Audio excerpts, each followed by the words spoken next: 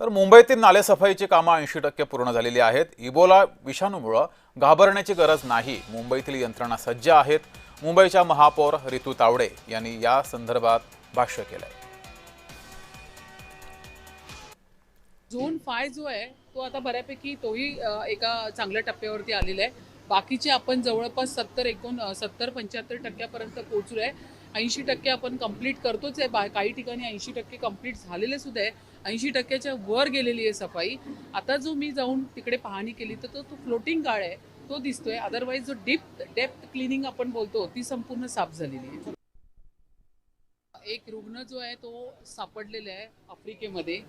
त्या संदर्भामध्ये आता पुढे जाऊन ह्याचा त्रास जो आता आपल्या मुंबई शहरामध्ये बऱ्यापैकी परदेशी नागरिक येतात, बऱ्यापैकी इकडून परदेशी नागरिक जातात, त्यामुळे ह्याचा प्रादुर्भाव जास्तीत जास्त वाढू नये याची सतर्कता आपण सगळ्याच रुग्णालयाला, कस्तुरबा रुग्णालय असेल किंवा इतर रुग्णालयाला आपण घ्यायला सांगितलेली आहे।